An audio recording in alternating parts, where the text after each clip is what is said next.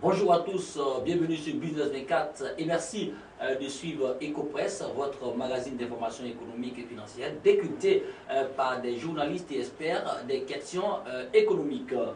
Émission de rebond sur le marché international, quelles conséquences sur l'économie ivoirienne, comment relever le défi de la transformation des matières premières du continent. Ce sont les deux sujets qui feront l'objet de débats à ce nouveau numéro d'Ecopresse.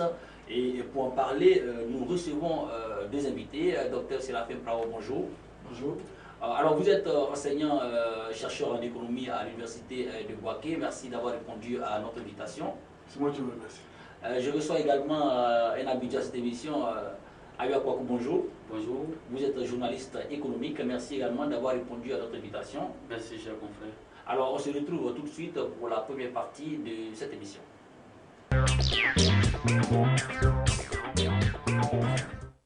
Alors, le gouvernement ivoirien a confirmé l'émission d'un quatrième Eurobond au mois de mars dernier, au mois de mars 2018.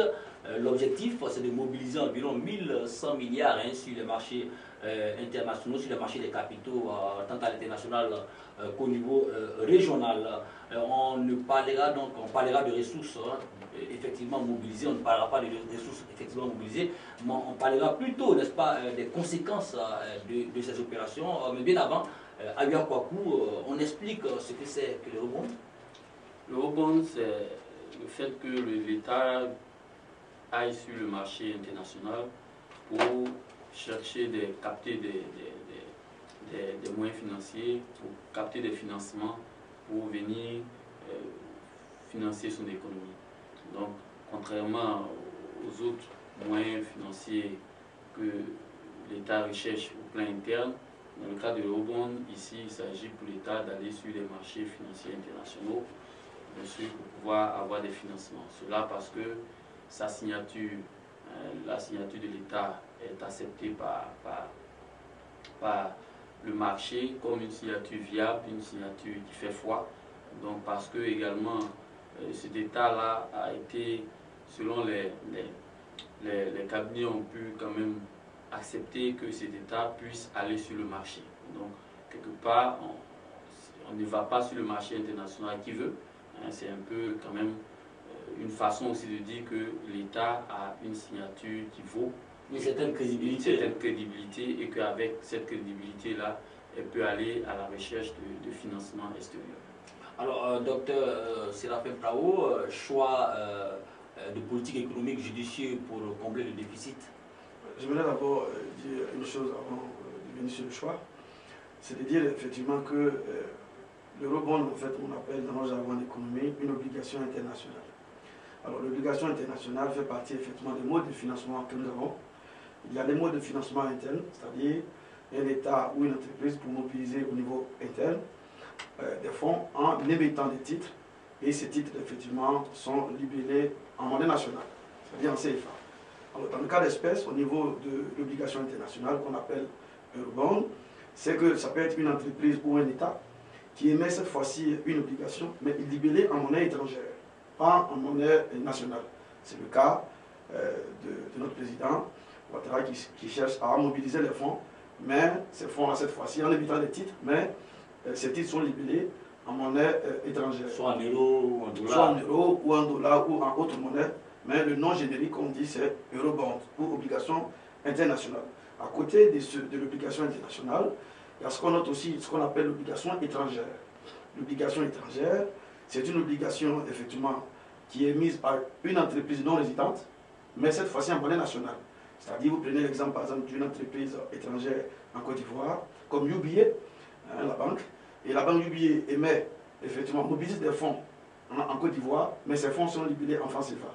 Cette obligation s'appelle l'obligation étrangère. Mais dans le cas d'espèce dont vous parlez, c'est une obligation internationale parce que le président Ouattara s'est à mobiliser des fonds en émettant des obligations, mais libellées soit en dollars ou en euros. Choix judicieux de politique économique. C'est un mode de financement à l'international. La question fondamentale à laquelle il faut que nous répondions, c'est de savoir est-ce que la propension à endetter le pays, est-ce qu'elle est bonne ou elle n'est pas bonne. Bon, il me semble qu'en 2014, le président Ouattara a déjà mobilisé 750 millions de dollars. En 2015, il a mobilisé 1 milliard de dollars. En 2017, il a mobilisé 1,25 milliard de dollars. Et cette année encore, il veut mobiliser, vous avez dit, à peu près 1000 milliards de dollars pour effectivement les dépenses de l'État. Donc, ce qui effectivement est à craindre, c'est la monnaie dans laquelle effectivement on s'endette. Lorsque vous vous endettez en monnaie étrangère, vous courez alors deux risques. Le premier, c'est ce qu'on appelle le risque d'échange. Le risque d'échange, puisque si par exemple le président s'endette en dollars, ça voudrait dire quoi? Ça voudrait dire que ceux qui ont bien voulu prêter, n'est-ce pas, à notre pays, ceux-là seront rémunérés en dollars. Or, le taux de change entre le dollar et le franc CFA est un taux de change flottant, est un taux de change qui fluctue, donc ce n'est pas un taux de change fixe. C'est-à-dire, effectivement, que si le dollar, par exemple, s'apprécie par rapport au dollar, c'est-à-dire si la valeur du dollar monte par rapport au franc CFA, ça veut dire que nous allons débourser beaucoup plus de francs CFA pour rembourser effectivement aux investisseurs. Donc vous voyez, quand vous ne maîtrisez pas vos finances et que vous ne maîtrisez pas non plus effectivement les montants que vous devez allouer au remboursement, vous voyez que c'est un risque.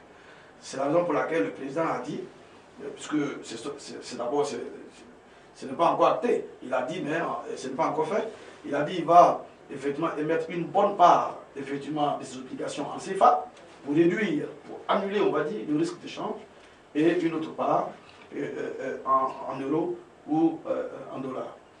Donc voilà ce que j'ai pu dire dans un premier temps sur la volonté de notre président de nous endetter. Alors, ok, Abia Kouakou, on revient à vous. L'État du Côte d'Ivoire, comme plusieurs États africains, on a des besoins au niveau de la population, des besoins d'infrastructures, on a des programmes nationaux. Des programmes nationaux de développement qu'on doit financer. Les ressources internes ne nous permettent pas de mobiliser ces fonds, donc aller à l'international, c'est quand même judicieux. Oui, sur le principe, on ne peut pas dire qu'aller à l'international est mauvais. Parce que lorsque une économie se développe, cette économie ne peut s'appuyer que sur ses ressources internes. Aujourd'hui, la Côte d'Ivoire veut construire de grandes infrastructures. La Côte d'Ivoire, par exemple, veut réaliser le métro d'Abidjan. On ne peut pas avoir cet argent ici. Donc, on peut aller sur le marché international. Tout est dans la manière, lorsqu'on capte ces ressources-là, comment est-ce qu'on les gère. Vous avez vu que dans le dernier rapport de la Banque mondiale, on dit qu'il faut une efficience de la dette. C'est-à-dire qu'il faut que la dette qu'on contracte, il faut que cette dette-là serve à quelque chose. Il faut que cette dette puisse être remboursée. C'est pourquoi il y a un comité de dette, c'est pourquoi on contrôle la dette, pour que l'argent qu'on va capter sur les marchés internationaux, cet argent puisse servir réellement à ce à quoi on a besoin et qu'au besoin même, on puisse financer les dettes avec ce qu'on fait. Donc, ce n'est pas a priori, on ne peut pas dire à un État il ne faut pas aller sur les marchés internationaux. Même, il faut y aller parce qu'on a des besoins importants de développement. Il nous faut construire des routes, il nous faut construire des hôpitaux, il faut construire encore des universités. On a beaucoup de besoins. Maintenant, est-ce que ça se fait conformément à notre capacité? Est-ce que c'est utile? Voilà. Est-ce que lorsqu'on capte cet argent, est-ce qu'on l'utilise à bon escient? C'est cela la question. Parce qu'il ne faut pas aller capter de l'argent qui vient construire des routes et puis 6 mois aller reconstruire les mêmes routes parce que la route a été mal faite et que cet argent-là, vous voyez, cet argent aura servi à quelque chose qui n'est pas viable. Cette dette ne serait pas efficiente. Mais si on est parti sur le marché international, qu'on a eu des financements, fait des œuvres pour le développement et que ces œuvres peuvent servir, en ce moment-là, un État peut s'endetter. Même les États-Unis s'endettent. Là, il y a le problème. Mais comment est-ce qu'on utilise là? Est-ce que cette dette est utilisée comme il faut? Alors sur ce point, on dit que depuis 2011, la Côte d'Ivoire s'est engagée dans le plan national de développement, PM 2011 ou 2015, a mobilisé environ 11 000 milliards.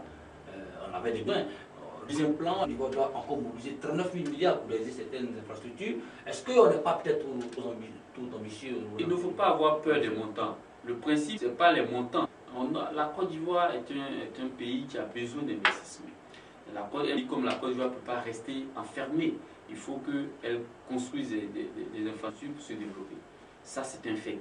Et pour le faire, il faut créer des dettes. Lorsque, par exemple, nous construisons le troisième pont, il faut aller prendre ailleurs. pour pouvoir, ou bien pour prendre de l'argent avec des entreprises pour pouvoir construire ce pont. Mais non, cet argent qu'on le prend, on peut le rembourser de façon en gérant de façon efficiente le pont. Donc, on peut faire certains investissements et ces investissements peuvent permettre de rembourser la dette. Donc, le montant peut être celui qui ne doit pas nous faire peur en principe. À vous écouter, il va y avoir des péages, peut-être si des routes. Pourquoi pas? Ça c'est le cas de la route. Par exemple, il y a le péage sur le. Est-ce que l'argent maintenant qu'on recueille, est-ce qu'on l'utilise à bon escient? Est-ce que le pont, est-ce que l'argent qu'on prend pour faire la route, est-ce que la route est faite? Est-ce que la durée de vie de cette route-là peut permettre à ce qu'on puisse rembourser? Pas faire une route. Vous voyez, par exemple, vous prenez le cas d'aujourd'hui, l'autoroute du Nord, vous voyez comment est-ce qu'on est encore dessus chaque jour à refaire la même route hein, pour laquelle on a contracté des prêts. Donc, c'est cela l'efficience de la dette. Sinon, un pays sera mené, un pays comme la Côte d'Ivoire va aller capter l'argent sur des marchés internationaux. Bon, ce que moi je voulais dire, contrairement à votre confrère, c'est deux choses. Premièrement, il est vrai que tout pays a le droit de s'endetter, mais on peut peut-être faire des efforts d'abord au niveau interne et effectivement le trop-plein d'investissement qu'il nous faut effectivement réaliser, là on peut faire appel à l'épargne étrangère. Mais de mon point de vue, nous avons quand même un président qui quand même se dit économiste. Or quand vous êtes économiste... Qui est économiste? Ben oui, bon, enfin, mais c'est ce que je suis en train de vous dire. Lorsque vous êtes économiste, vous avez la capacité à créer la richesse. Et lorsque vous créez de la richesse, effectivement, ceteris paribus, toutes choses étant égales par ailleurs, vous créez aussi de l'épargne. Or, depuis que le président est arrivé, le taux d'épargne de la Côte d'Ivoire ne dépasse pas 14%, alors que, effectivement, on a un ambitieux programme, c'est d'arriver à l'émergence 2020. Donc, la première chose, c'est ça. On doit faire un effort interne, et Dieu seul sait, le président ghanéen l'a rappelé lors d'un sommet il n'y a pas longtemps, en disant qu'en Afrique, nous avons les ressorts, nous avons la capacité en interne de pouvoir mobiliser les ressources nécessaires pour financer nos développements. C'est parce que nos dirigeants, habitués à la facilité, aiment déjà tendre la main. Donc ça c'est le premier point. Deuxième point, si nous ne pouvons pas faire autrement et que nous devons aller vers l'extérieur pour mobiliser les ressources, il y a deux choses auxquelles nous devons quand même nous en tenir. Premièrement, ce sont les conditions d'endettement. Il faut regarder les conditions d'endettement. Les conditions d'endettement, c'est ce que nous avons dit dès l'entame de l'émission. Il faut regarder, est-ce qu'il est bon qu'on s'endette en dollars, est-ce qu'il est bon qu'on s'endette en euros, ou est-ce qu'il est préférable de s'endetter par exemple en francs CFA pour annuler le risque d'échange, puisque nous sommes des économies fragiles, dont les bases ne sont pas diversifiées.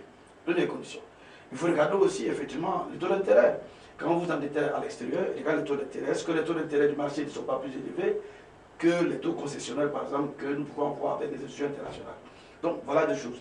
Et une fois que vous mobilisez les fonds, votre confrère l'a dit, il faut que cet argent soit utilisé à bon escient. C'est la raison pour laquelle, effectivement, le président Obama l'a rappelé aux Africains, il ne faudrait pas qu'on ait des hommes forts, mais des institutions fortes. Lorsque vous êtes dans un pays où tout le monde est corrompu, et c'est ce que votre confrère a dit, lorsque nous allons nous endetter effectivement à l'extérieur, on va nous dire effectivement ces sommes sont allouées aux investissements structurants, c'est-à-dire en clair, pour construire les hôpitaux, pour construire les écoles, et pour construire les ponts et construire les routes. Or, il a dit, on a bien vu, regardez, allez-y à la Palmeraie, les routes qui ont été construites 2 mois après une pluie diluvienne, il n'y a plus de route. On va s'endetter encore pour construire les mêmes routes. Pourquoi? Parce qu'on a affecté de gré à gré, effectivement, ces marchés-là à des amis, à des copains, puisque nous sommes dans une république de coquins et de copains, et finalement, vous arrivez à un moment donné où, effectivement, l'endettement, c'est comme si nous étions dans une citerne crevassée, on s'endette et on s'endette.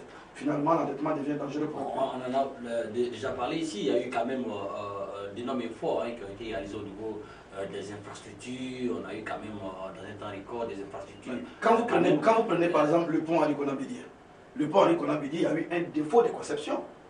Un défaut de conception qui nous amène aujourd'hui à payer 12 milliards par an, c'est-à-dire 1 milliard par mois, parce qu'effectivement, il y a eu, au niveau des études, c'est ce qu'on appelle défaut de conception. Il y a eu un défaut de conception, et donc voilà, ce qui était supposé être un bon partenariat, parce que nous on appelle ça le partenariat public et privé, c'est-à-dire un contrat de concession que le privé devait construire et après un certain nombre d'années qui devait devenir notre pays, aujourd'hui est devenu effectivement une épée de Damoclès sur nos têtes. Parce que chaque fin du mois, alors que le gouvernement, c'est parce que nous voulions économiser les ressources, que nous avons fait appel à ce contrat 3 pays. Et aujourd'hui, chaque mois, nous débouchons 1 milliard de francs CFA pour pouvoir combler le tout.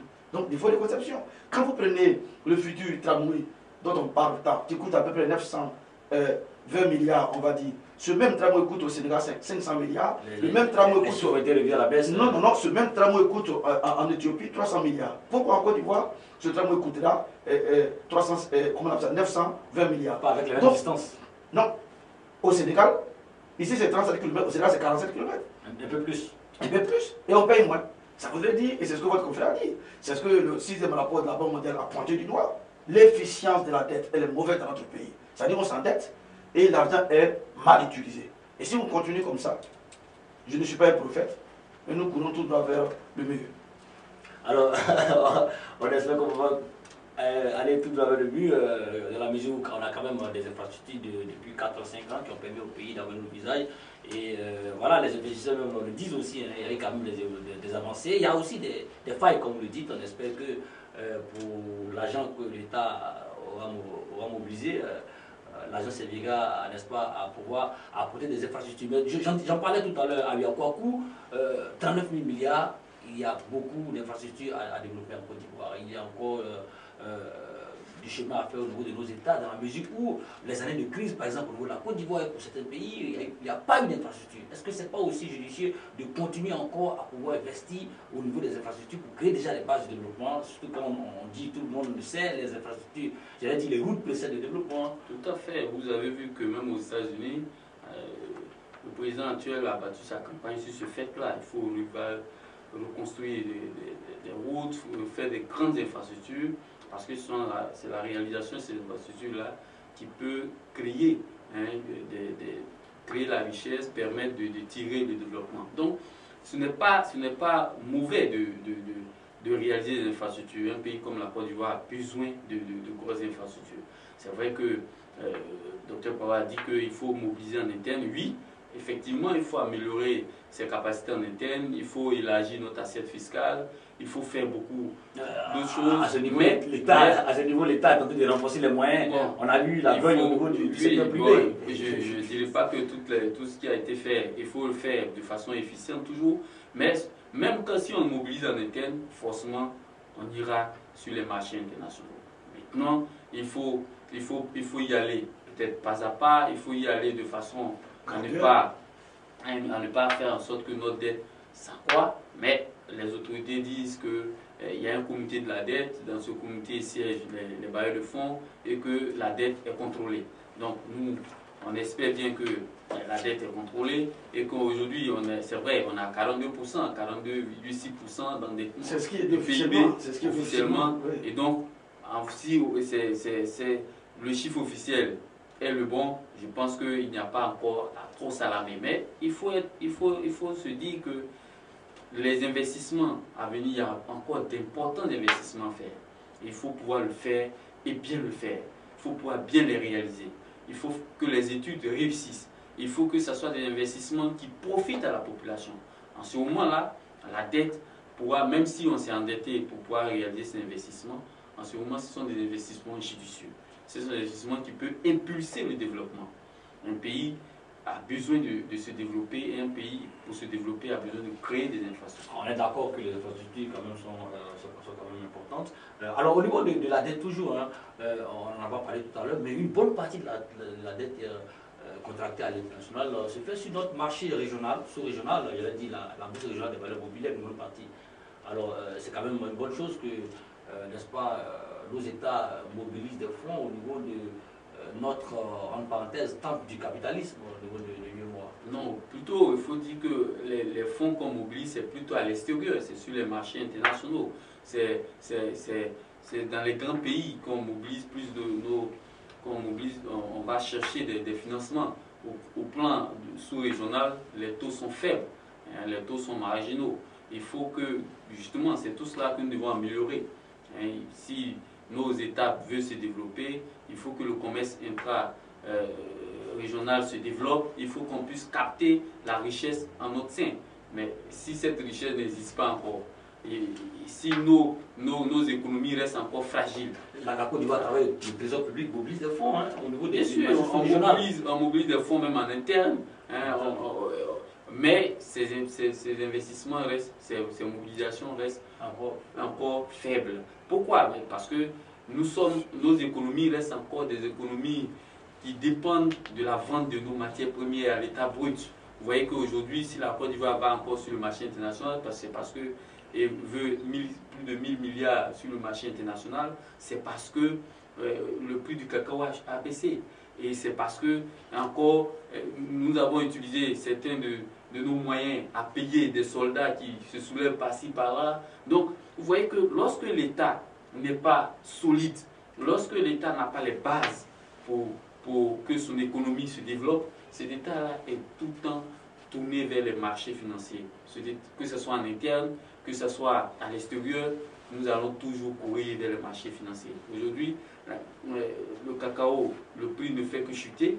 Or, c'est notre principale source de richesse et de devises. Donc, vous comprenez que nous allons continuer toujours à nous endetter. Alors, Dr Prao, au niveau toujours de la dette, le directeur des opérations de la Banque mondiale de la Côte d'Ivoire disait il n'y a pas longtemps que la Côte d'Ivoire fait partie des bons élèves. Notre dette est légèrement du seuil de la norme internationale qui est de 49%.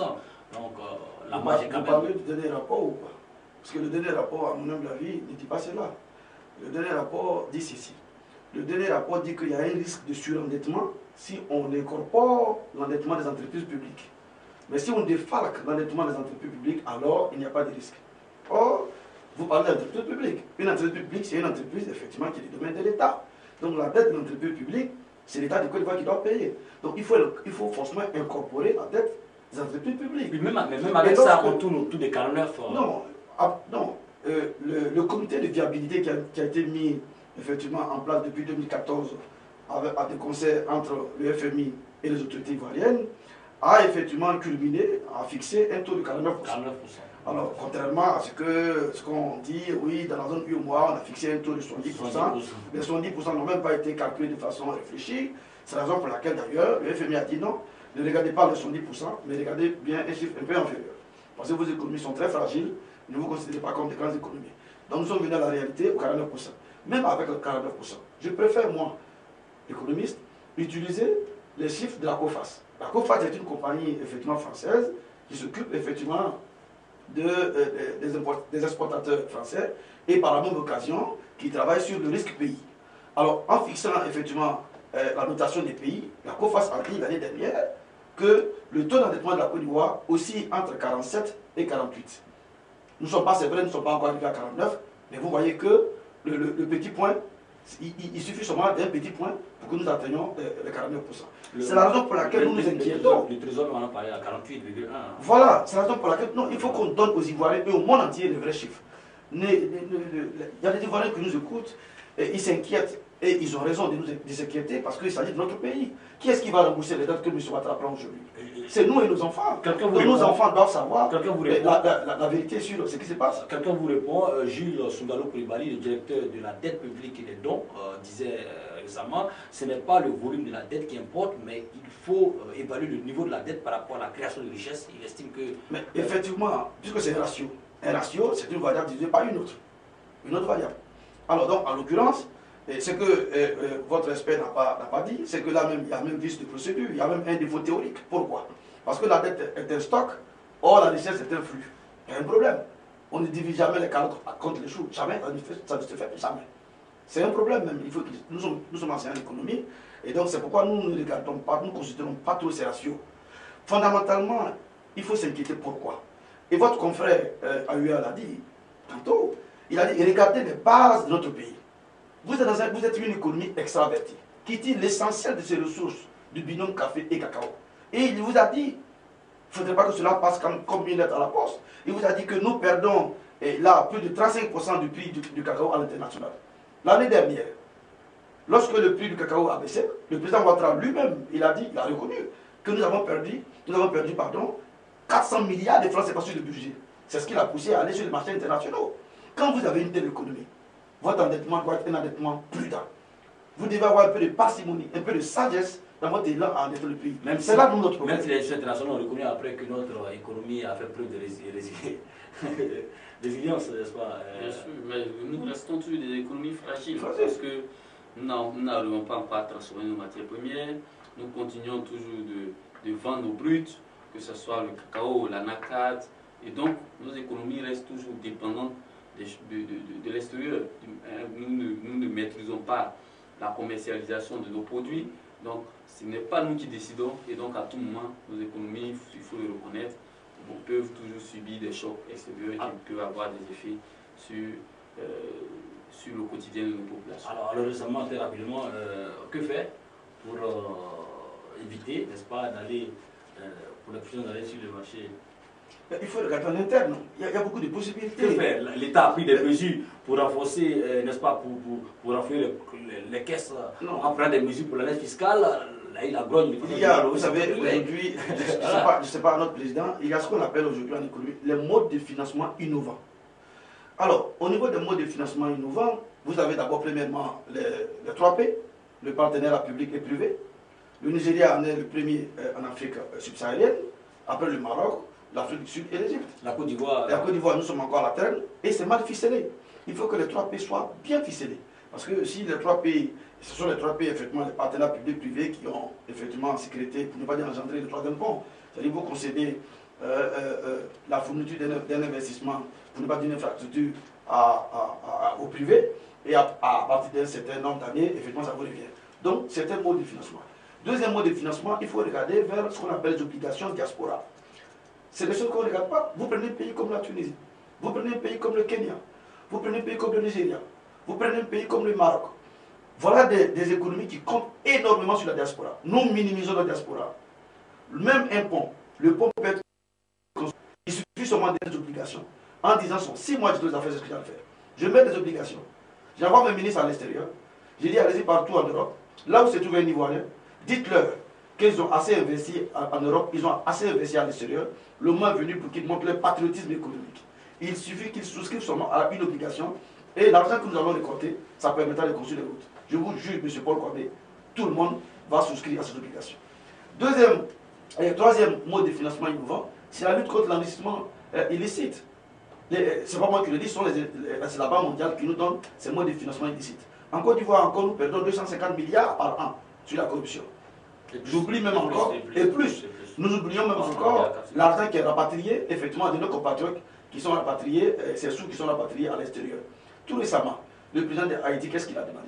Il a demandé à ce que ses compatriotes qui ont effectivement logé leur fortune à l'extérieur rapatrient leur argent pour construire leur pays.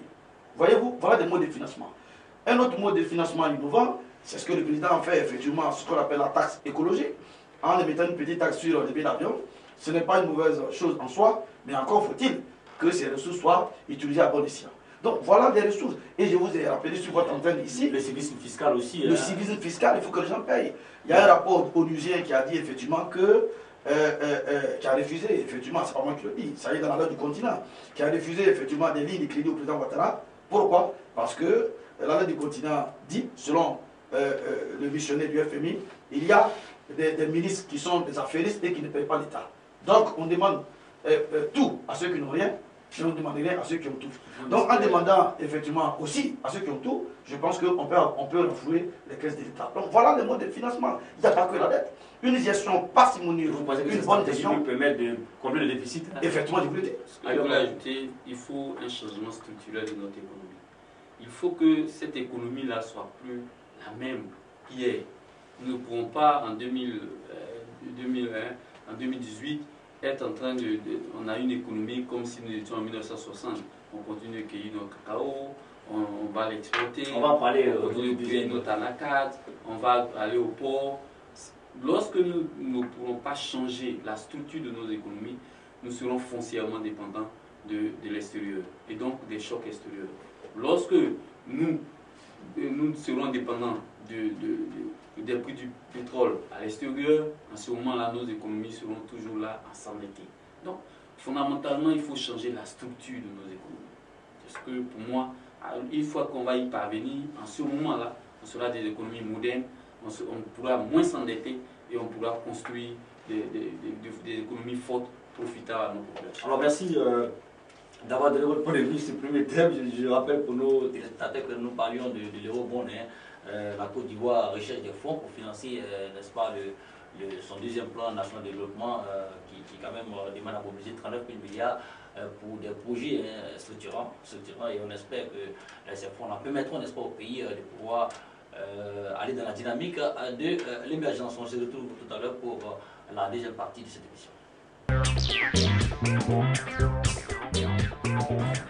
Alors, retour sur ce plateau, pour le second sujet, nous parlons de la transformation de nos matières premières. On le dit depuis des années, la transformation des matières premières des pays, n'est-ce pas, africains est une voie royale vers le développement. Les gouvernements africains font l'apologie de cette thèse depuis des années, mais sur le terrain, en réalité, très peu de nos matières premières sont transformées sur le continent. Alors, docteur Prao, quel regard jetez-vous sur la question de la transformation des matières premières de nos pays?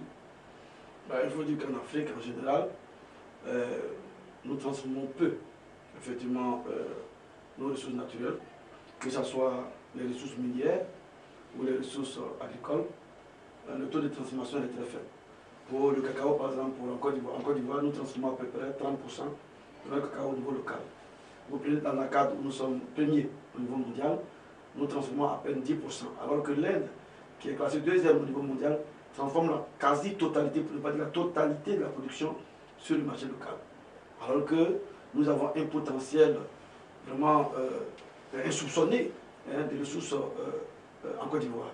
C'est vraiment dommage que nous, en Afrique en général. Quand vous prenez par exemple l'or, nous avons à peu près 600 tonnes d'or dans notre pays. Vous prenez le potentiel de fer, il culmine à 2,7 milliards de tonnes de fer. Vous prenez le nickel, nous sommes à 298 millions de tonnes. Le bauxite, nous sommes à 1,2 milliard de tonnes. Le manganèse, vous êtes à 7,1 millions de tonnes. Le diamant, nous sommes à 10 millions de carats. Vous voyez que nous sommes vachement riches. Et quand vous prenez même le palmier à huile, là nous avons un potentiel. Vous prenez la cola, nous sommes premiers au monde, alors qu'on utilise la cola pour fabriquer ce que vous savez, Coca-Cola. Donc vous voyez, la Côte d'Ivoire regorge d'énormes potentialités qu'on n'arrive pas à transformer sur le terrain. Ailleurs Pakou, il est important aujourd'hui de passer à cette étape-là au développement. Mais c'est ce qu'il nous faut, chers confrères, pour que nous puissions aller au développement. Vous voyez que, comme l'a dit le docteur Paro tout à l'heure, 30% seulement de notre café cacao que nous transformons. Vous voyez qu'actuellement, le port est engorgé et il y a des problèmes au niveau de la commercialisation du café. Pourquoi? Parce que tout ça, nous devons mettre dans des entrepôts, nous devons trouver des exportateurs, nous devons mettre dans des bateaux. Vous voyez que on est toujours au stade de depuis les années d'indépendance. Aujourd'hui, bon, c'est vrai que les nouveaux chiffres, on parle de 15% au niveau d'Anacat, mais encore on est faible. Pour un pays qui produit plus de 700 000 tonnes, environ 700 000 tonnes d'Anacat, on ne peut pas, il faut qu'on arrive au moins à transformer la moitié de nos matières premières. Récemment, le ministre de l'Agriculture était à Paris et il a animé une conférence, il disait que sur les 100 milliards de dollars américains qu'engrange l'agriculture, seulement 2% vont aux producteurs sur le continent et 6% aux États. Mais pourquoi 6% aux États? Parce que ces États-là ne transforment rien, donc ce sont les grandes firmes internationales qui bénéficient de la richesse de l'agriculture. Or, si nous avons une agriculture forte, nous nous développons tout de suite. Vous voyez que depuis longtemps, depuis tous les sommets, on a recommandé aux États d'accorder ne serait-ce que un pourcentage au financement de leur agriculture. Mais nous sommes à combien? La Côte d'Ivoire à combien au financement de son agriculture? Même pas 5% de son économie qu'on utilise pour financer notre agriculture. Même pas 5%. Vous voyez, imaginez que nous consacrons peut-être 15% de notre économie à financer notre agriculture. Nous allons créer de la richesse. Nous reconnaissons tous ici que tout le secteur où il y a plus d'emplois, c'est le secteur agricole. Mais c'est là que nous finançons moins. Donc nous restons toujours dans le secteur, dans les pratiques anciennes, on continue d'exhorter nos jeunes à retourner à la terre, mais avec la daba, avec des bottes, avec la machette. Et comment voulez-vous qu'avec cela nous nous développions? Méthode artisanale. Avec toujours de façon artisanale. Donc lorsque nous allons comprendre que, en développant notre agriculture, nous en la modernisant, en transformant la quasi-totalité, même pas, nous demandons même que la moitié de nos matières premières agricoles, en ce moment-là, nous allons des économies modernes, nous allons créer la richesse, créer des emplois pour nos jeunes et nous allons développer nos économies. Alors avant d'étayer toujours vos propos, avant de développer cette thèse que vous partagez à tous deux, alors j'ai quand même la réaction de quelqu'un qui va peut-être prendre ce que vous dites. C'est le professeur Philippe Chalmin, il est professeur d'économie, spécialiste européen des marchés des matières premières. Il soutient que transformer les matières premières sur place ne doit pas être une priorité pour l'Afrique. Et qu'est-ce qu'il dit? Dans la première transformation, on obtient un demi-produit avec un marché aussi erratique que celui des matières premières. Selon lui, c'est une marge extrêmement instable, peu d'intérêt pour l'Afrique, puisqu'il s'agit d'une activité capitalistique et très peu créatrice d'emplois. Bon, vous savez, on dit... spécialiste de l'UE. Oui, mais c'est pas parce qu'il est spécialiste de l'UE qu'il est spécialiste de l'Afrique, ou bien qu'il est au sommet de la connaissance ou au firmament du savoir. Vous savez, moi je me méfie beaucoup de ces intellectuels plutôt spécialistes qui aiment bien donner des leçons à tout va, surtout aux Africains. Je fais partie de la jeunesse africaine digne, révolutionnaire et dépassionnée et décomplexée. Nous avons étudié comme eux, et à mon humble avis, M. Chalmin, que je connais bien, dont j'ai lu effectivement les pamphlets pour ne pas dire ses articles, il fait partie d'une classe où ils veulent maintenir toujours l'Afrique dans leur déité, c'est-à-dire la division internationale du travail. Vous savez, Jules Ferry disait que la colonisation est fille de l'industrialisation. Nous avons été colonisés, pourquoi? Parce que les industries européennes avaient besoin effectivement des ressources de matières premières à faire valeur ajoutée et qu'ils allaient payer effectivement à vil prix. C'est la raison pour laquelle on nous a colonisés et on a effectivement obligés à planter le cacao, le café, tout ce que vous savez. Et aujourd'hui, ils refusent que nous allions vers l'industrialisation parce que ça ne les arrange pas. Où est-ce qu'ils vont avoir effectivement les matières premières à bon marché si effectivement nous transformons sur place? Heureusement, je dis bien heureusement, et là je suis pour une fois d'accord avec le gouvernement parce que Mme Kabadiali, qui est ministre effectivement du développement, a dit que l'ambitieux effectivement programme du gouvernement c'était de porter le taux de transformation à 50% en 2020. Ouais. Donc vous voyez que le gouvernement n'est pas d'accord avec le professeur Chalmin. Oui, oui. Il n'a qu'à exhorter ces Européens, eux, ou bien d'autres pays, mais qui nous laissent, nous Africains. Nous voulons être des États industrialisés, parce que lui qui est français, la France est un pays développé parce qu'il est un pays industrialisé. Parce qu'à mon humble avis, le pays développé, c'est celui qui est industrialisé. Donc nous aspirons à l'émergence, nous aspirons aussi au développement, parce que quand je vois mes frères passer par les enclaves de Mélia et de Kouta, mourir dans la mer, ça me fait mal. Je veux que l'Afrique se développe pour que les Africains restent chez eux. Et à ce titre, j'encourage le gouvernement à effectivement, non seulement débourser un peu plus d'efforts, il y a des pistes de solutions que nous allons effectivement donner sur ce plateau pour que nous allions effectivement, que nous augmentions effectivement le taux de transformation. Ailleurs, votre avis sur la thèse Non, moi, il n'y a pas lieu de débat d'une telle affirmation parce que elle n'est pas une bonne affirmation. Le constat est là. Des années après les indépendances, nos économies restent fragiles. Est-ce que nous allons demeurer dans le même, dans le même moule? Est-ce que nous allons demeurer dans la même façon de faire pour rester toujours fragile, ou il faut changer les choses?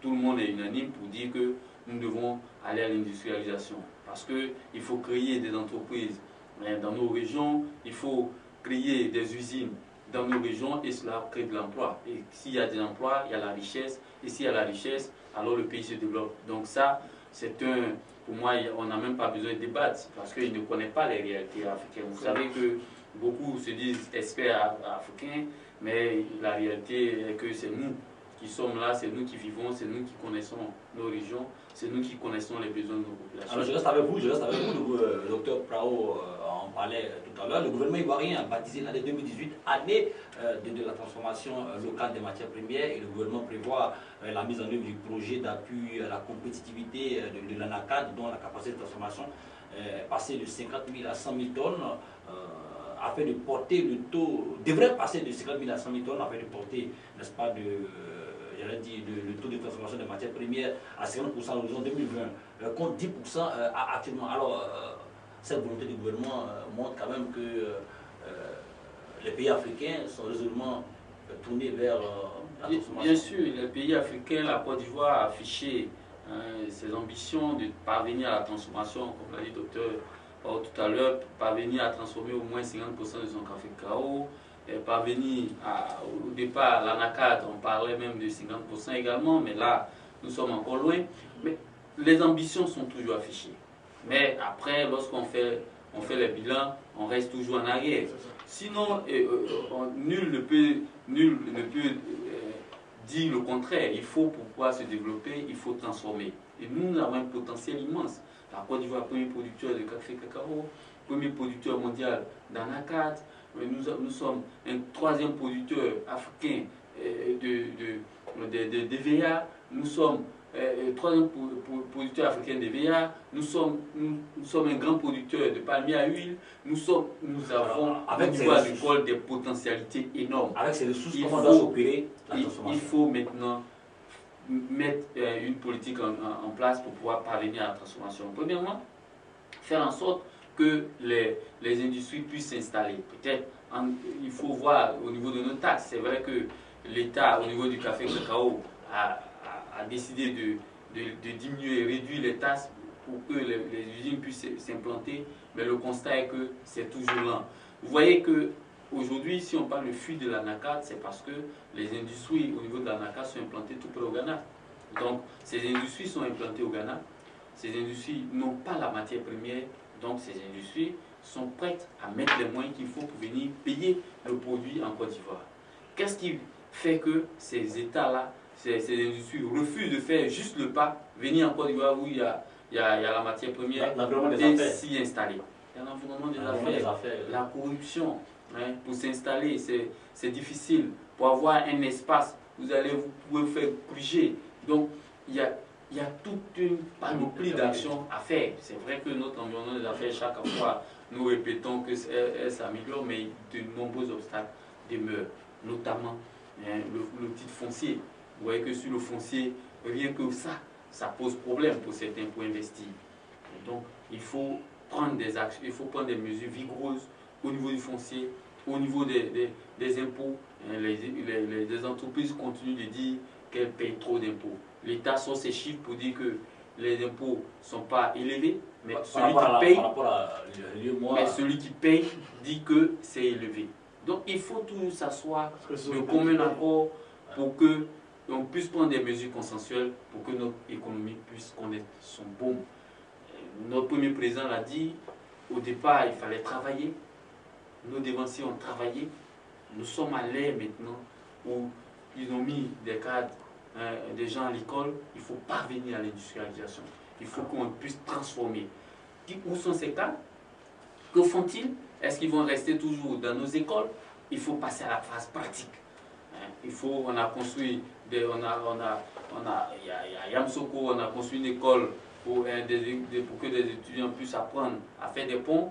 Que sont devenus ces étudiants? Où sont-ils? Où sont nos cadres? Il faut aller, il faut chercher ce qu'il faut. Il faut transformer. Il faut mettre en œuvre les connaissances maintenant. Alors, vous quittez la phase de la théorie. Docteur Prao, je viens à vous. Abia Kwaku dit quelque chose de très important. Les entreprises sont au Ghana. Est-ce qu'on va encore compter sur les IDE, les investissements directs étrangers, pour passer à la phase de transformation? Est-ce que des compétences locales, des compétences nationales... Effectivement, il y a une volonté politique, effectivement, et aussi de politique économique à mettre en place. Et de changement même de valeur. Alors, vous savez, nous sommes... enfin, on a une bonne capacité de production au niveau du palmier à huile. Nous sommes à peu près à 210,574 hectares de palmier à huile. Mais comment est-ce que nous sommes arrivés à transformer localement toutes ces productions? C'est parce qu'il y a l'huile du Nord, il y a l'huile Aya, et quasiment toute la production, effectivement, est transformée localement. C'est pourquoi nous avons les grandes entreprises comme Plowall et qui emploient effectivement les Ivoiriens. Donc il va falloir, par exemple, c'est un conseil que je donne au gouvernement, pour changer déjà les habitudes. Au niveau de la noix d'Anakal, par exemple, la noix de cajou. Vous savez que lorsque vous utilisez la noix de cajou, vous enlevez la graine, effectivement, ça devient des cacahuètes. Voilà, effectivement, par une publicité même à la télévision, il suffit qu'on voit peut-être le président Ouattara un jour à la maison chez lui, le président faisant tout le monde, à 16 h, peut-être bien chez lui au bureau, et puis il prend la noix et puis il mange. Je vous jure que ça va faire le boom, et vous verrez qu'à 16 h, tout le monde prendra. Idem pour le café. Comment faire pour que nous puissions, parce que le frère a dit, il faut que les intelligences parlent, se manifestent pour que nous allions vers la transformation. Si j'étais au pouvoir, qu'est-ce que j'allais faire? Je dis aux gens, à 10 h, nous faisons une pause café. Et la pause café, qu'est-ce que nous allons prendre? C'est le cacao et c'est le café. Vous voyez de façon pratique, on change effectivement. Non, c'est important. Vous nous rappelez une vieille formule, consommer ivoirien. Consommer ivoirien. Nous changeons le comportement, effectivement, c'est malin. Nous changeons, vous voyez, le comportement des Ivoiriens.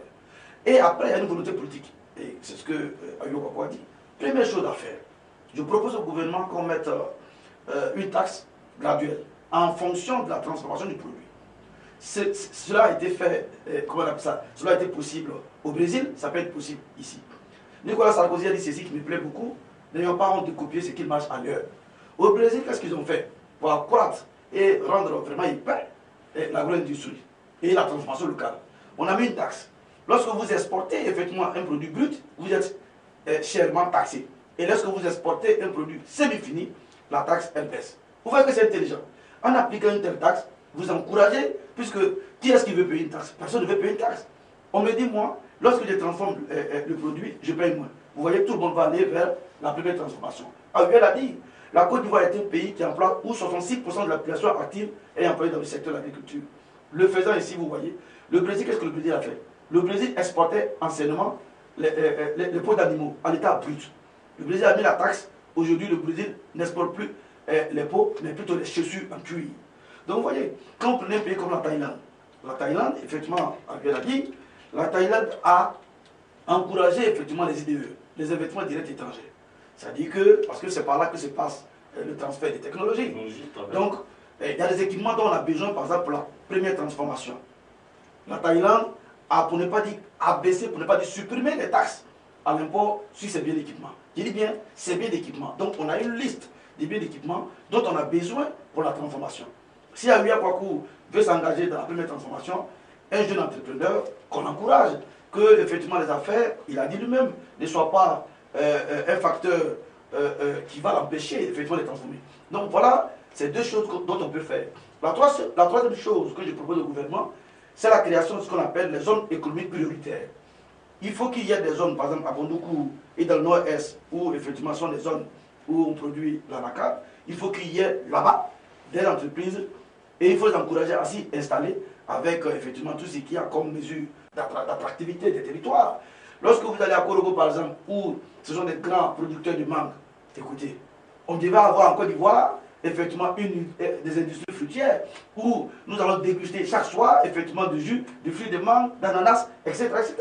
Voyez-vous, il y a des intelligences, il y a du fer, par exemple à l'ouest du pays. Nous devons avoir dans ces régions-là, et non seulement des écoles qui vont transformer le fer, Aluel a dit, il faut que, après des années de dépendance, je pense que Fouboy a dit, j'envoie mes enfants à l'école, le moment est arrivé où l'intelligentsia, effectivement, ivoirienne, doit effectivement transformer l'essai pour qu'une fois, l'Inde n'est pas un pays quand même miracle. Je vous ai dit que l'Inde transforme la totalité de la production.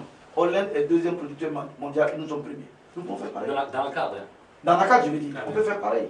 Alors, je constate que vous revenez tous deux sur la valorisation de nos ressources humaines. Hein. Oui, effectivement. Et ça, c'est important pour pouvoir te dire. Hein. Et voilà, moi, une autre question que je pose à tous deux, est-ce que les enjeux pour des multinationales aussi, peut-être ne freinent pas l'ardeur de nos dirigeants, quand on sait qu'on a des grands chocolatiers en Suisse, en Belgique. Non, moi je pense que en toute chose, comme on fait en marketing, c'est d'abord qu'est-ce qu'on gagne et qu'est-ce qu'on perd. Alors je pense que ce qu'on perd, c'est la pression des multinationales, nous savons. Mais qu'est-ce que nous gagnons si nous avons la transformation? La première chose, nous économisons les guerres. Vous voyez, le citoyen médian n'y voit pas. Pourquoi nous économisons les guerres? Puisque c'est autour, effectivement, du secteur café-cacao que la guerre s'est créée. Quand vous remarquez bien, quand la rébellion a été créée, qu'est-ce qui a financé la rébellion? C'est bien le café, le trafic du café et du cacao. Ces majors-là qui veulent s'emparer de notre pays, une fois que nous allons aller à la semi-transformation, et que ces majors vont voir que leurs intérêts diminuent, la Côte d'Ivoire ne sera plus le terreau du terrorisme. La Côte d'Ivoire ne sera plus le terreau de ces guerres, effectivement, fabriquées, qui nous retardent. Ça, c'est la première chose au niveau politique. Deuxième chose, à mon humble avis, qui surpasse effectivement les peuples, c'est qu'en allant vers la transformation, nous créons des emplois. Or, aujourd'hui, la Banque mondiale a dit, le chômage en Côte d'Ivoire est une bombe à retardement. Si nous ne voulons pas que nos jeunes soient à la merci, effectivement, des djihadistes, soient à la merci, effectivement, de toutes ces mauvaises choses qui arrivent dans notre pays, il va falloir qu'on aille, effectivement, à la transformation en créant des emplois possibles. Troisièmement, en allant à la transformation, voyez-vous, nous réduisons, nous exposons moins notre pays au mouvement erratique du marché. Nous avons dit que notre pays compte essentiellement sur le binôme café-cacao. Et ces produits bruts, effectivement, connaissent, effectivement, les prix varient, pour ainsi dire, sur le marché international, et cela impacte dans le mauvais sens. On dépend de l'appétit des consommateurs au niveau international. Des Chinois. Et surtout. Or là, en transformant, vous voyez, nous diminuons un peu notre vulnérabilité au marché international. Et quatrièmement, en allant vers la transformation, nous diversifions ainsi les bases de notre économie, comme le Brésil l'a fait. Aujourd'hui, le Brésil est une économie championne, effectivement, dans l'agroalimentaire, parce que le Brésil a compris ce que nous comprenons aujourd'hui et dont nous souhaitons que le gouvernement fasse. À leur parcours, comme il a dit, les enjeux sont énormes. Il y a aussi les importateurs qui, quand même... J'ai l'habitude de dire que nous ne devons pas chaque fois aller voir nos problèmes en accusant l'extérieur. C'est vrai que nous n'est pas naïfs. Le monde, c'est un monde d'intérêt, qu'il y a des grandes firmes, il y a des enjeux. Il faut analyser le Mais monde. commençons d'abord par les petites choses. Aujourd'hui, c'est vrai, même avant d'arriver au cacao, mais écoutez, nous, depuis des années, nous cultivons l'igname. On ne peut même pas conserver l'igname pendant une petite période. Nous avons la banane. On ne peut pas conserver la banane pendant une petite période. Actuellement, si vous allez au marché, vous verrez que la banane coûte cher ces temps-ci. Parce que nous sommes dans une période où il pleut moins. Donc il n'y a pas de produits de saison. Au moins, même si avant d'arriver aux films internationaux pour dire que bon, elles nous attaquent, mais au moins les films internationaux ne vont pas dire pourquoi est-ce qu'on conserve la banane et puis après on remet sur le marché. Pourquoi on ne produit pas à contre-saison aussi? Pourquoi on ne produit pas à contre-saison? Et pourquoi est-ce qu'on ne peut pas conserver ça pendant une petite période et puis après remettre sur le marché pour tout payer moins cher? Donc vous voyez que faisons d'abord les petites choses. Nous n'arrivons même pas à faire ces petites choses et nous sommes toujours là à dire que c'est... Voilà, des gens sont à l'extérieur, ce sont ces gens-là qui constituent nos problèmes. Non, nos problèmes, c'est nous-mêmes. Que faisons-nous des jeunes que nous mettons, que nous avons inscrits dans les universités? Nous restons toujours dans la théorie. Il n'y a pas de champ-école, il n'y a pas... On ne donne pas la possibilité à ceux qui ont appris de pouvoir s'installer et on est toujours là. On dit, bon, quelqu'un qui a fait des études, qui a appris des choses, on lui dit, bon, il faut y retourner à la terre parce que tu n'as pas de travail. Donc, évidemment, on va toujours rester là à attendre que des gens puissent commencer par la petite transformation. Transformons d'abord, commençons à transformer pour conserver la banane. Commençons à transformer pour conserver la tchéké. Commençons à transformer pour conserver l'igname. Ça, c'est pour notre propre consommation. Ensuite, on va commencer à faire la première transformation au niveau du cacao. Aucune firme ne va venir nous arrêter. On va commencer à transformer pour la première transformation au niveau de l'anacarde. Personne ne viendra contre nous. La cola, personne ne viendra nous empêcher. Vraiment, il y a une marge. Et cette marge, nous devons l'utiliser pour que nos pays se développent. Ça, c'est de notre responsabilité. Alors, merci à mes deux invités d'avoir échangé avec nous sur deux sujets passionnants. Nous avons échangé, n'est-ce pas, au cours de cette émission sur la question de l'endettement ivoirien.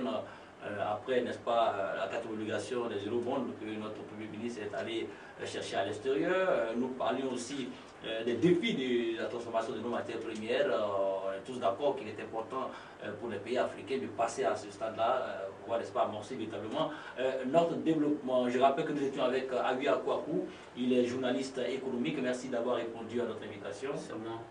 On espère vous revoir pour d'autres émissions d'EcoPresse. Nous étions aussi avec le docteur Sirafé Yao Prao, il est enseignant-chercheur en économie à l'université Alassane Ouattara de Bouaké. Merci aussi d'avoir répondu à notre invitation. C'est moi qui vous remercie.